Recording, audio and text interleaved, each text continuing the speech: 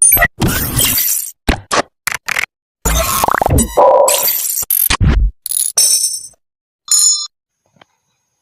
းလုံးပဲမင်္ဂလာပါဗျာ MD YouTube channel မှာပြန်လည်ကြိုဆိုလိုက်ပါတယ်ဟုတ်ကဲ့ကျွန်တော်ဒီနေ့ sharing လုပ်ပြီးမှာတွေကဘာလေးလဲဆိုတော့ကျွန်တော်တို့ဒီ YouTube ကနေပြီးတော့ direct view မတင်မဲနဲ့ပေါ့နော်ကျွန်တော်တို့ Y Studio ကနေတော့ view တင်တဲ့နည်းလေးကိုကျွန်တော်တို့ sharing လုပ်ပြီးမှာပဲဖြစ်ပါတယ်ဗျာဟုတ်ကဲ့ဘယ်လိုမှစခင်မှာလဲကျွန်တော်ရဲ့ YouTube channel လေးကို like and subscribe နဲ့ပြီးနောက်က notification ခေါင်းလောင်းလေးတီးသွားပြီးပေါ့လေဒါမျိုးဆိုကိုတောင်းဆိုလိုက်ရပါတယ်ဗျာဟုတ်ကဲ့အဲ့ဒါဆိုရင်ကျွန်တော်တို့ view လေးကိုစားလိုက်ရအောင်ဗျာ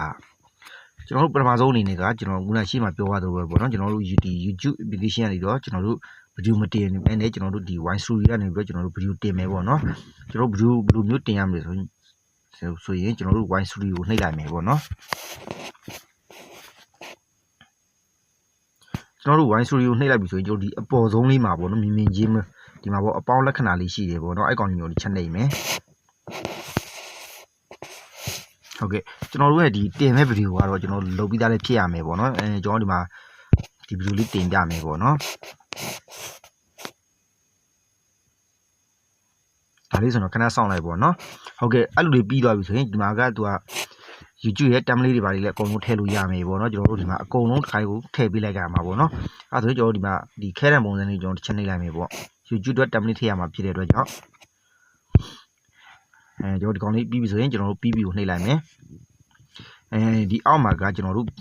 ထည့်ပေးရမှာဘာလေးလဲဆိုတော့ဒီအောက်မှာဒီကျွန်တော်တို့ template နဲ့လိုက်တဲ့စာသားလေးကျွန်တော်ထည့်ပေးရမှာပေါ့နော်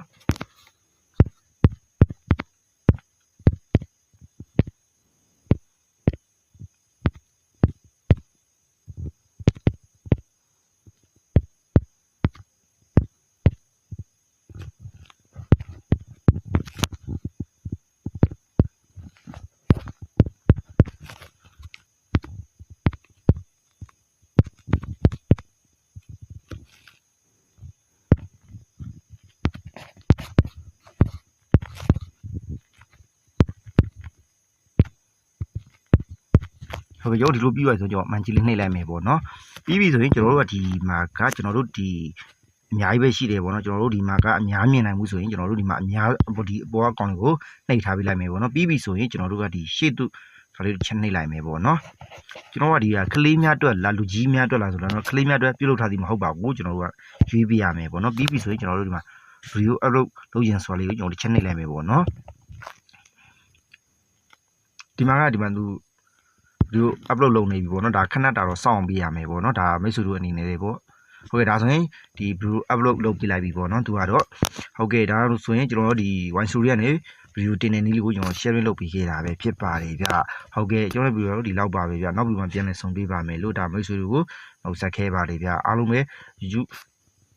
လုပ်တဲ့သူတွေစင်ကြပါစေလို့ကျွန်တော်ရဲ့ MD YouTube channel လေးစတောင်းပေးလိုက်ရပါတယ်ဗျ